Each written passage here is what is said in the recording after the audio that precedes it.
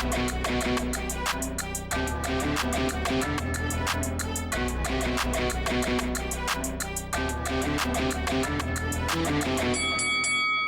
guys, welcome to Boxing Squared for boxing news and views from around the internet.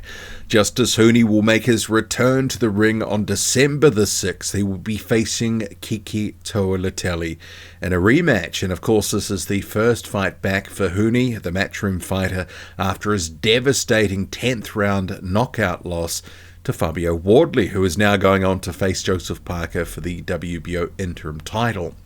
So Huni, obviously, great performance in that fight against Wardley until he was sat on his back, taking a big shot by Wardley. And he will be looking to rebuild, get some confidence, and this is a homecoming fight. He will be back in Australia fighting on the Gold Coast. In fact, he fought Kiki Toa Leutele a couple of years ago. When was it? In 2022, and that was actually a good fight. That was at the Nissan Arena in Nathan. Kiki Toa Leutele won a couple of rounds on the scorecards. It was a competitive fight where Kiki Toa Leutele was willing to trade with Justis Huni, but ultimately Huni, the slicker, classier boxer, was able to control that fight for the most part. And if I was to guess, I would say it would be mostly the same, but you'd have to ask yourself, well, after that devastating loss against Wardley, has that taken anything from him? And it's a question. So this really is, in terms of a comeback fight, it's not some low-level tune-up. It's because Kiki Toa Leutele is a good fighter. We've seen him in with some good guys and given them some good fights, and he's sometimes come out on top. So he, out of the what you would call the domestic fighters within New Zealand and Australia, the ones that are sort of below that world level and fringe world level, he is one of the better guys rolling around, although of late he's been relatively inactive. Hasn't fought in 2025, and just the one fight in 2024 against Arsene Fosso, who actually I think Huni fought earlier in his career as well.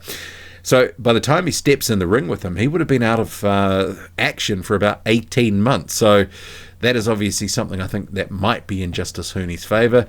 But Huni currently at 12-1. I think, he will be just looking to go in there, get some rounds, put on a good performance, and finish 2025 on a high note, because that must have been so soul-destroying, that loss to Wardley, because he fought so well. It was such a great performance until it wasn't. And it was one of those sort of situations, with Deontay Wilder used to saying, all I need is one punch in a couple of seconds and I'll take the fight. And Wardley sort of proved that out with one shot in a fight that Justis Huni had dominated so thoroughly, only for it to all be taken away in the blink of an eye. So Huni himself had obviously been quite gracious immediately after the fight, saying, look, it happens. It's one of those things in boxing, and was very gracious, gave Wardley all the credit, but obviously at the same time must have been hugely disappointing and demotivating to some extent. And in recent months, really haven't seen too much of him, except he has returned to social media not so long ago. This one here, posting in the gym, the comment being, "Where I belong." Taking a little bit of time away, and hopefully that was good for him. And I think he should be confident going into this one. It is an opponent he knows, who he's shared the round with 10 rounds before, and he's done well against. Got a decision, looked good in that one. And I guess one of the questions now is, because we saw it against Kevin Lerena, got rocked late. Is there a problem with Huni when he gets tired? Does he just become susceptible? We saw against Fabio Wardley, bossing that fight until he got dropped late. So there will be something for Kiki Toa Leutele here. He'll be thinking, if I can just try to look to land something, catch him off guard, if I can try to get something in late, he'll just have some potential motivation to, even if he's losing the fight, knowing that if he lands the right shot, especially if Huni's tiring, that potentially he's still in with a shot, even in the final rounds, where sometimes opponents can get demotivated and go into their sort of journeyman shell. I think in terms of Kiki Toa Leutele, he is a motivated guy, and he will keep punching to the last. So I like this fight in terms of comeback. Huni obviously the favourite. Other question being, what was taken from Justis Huni from that? He's obviously been rocked against Kevin Lorena badly late in the fight, stopped late in that fight against Wardley. We've seen previously there was that sparring footage where he was dropped.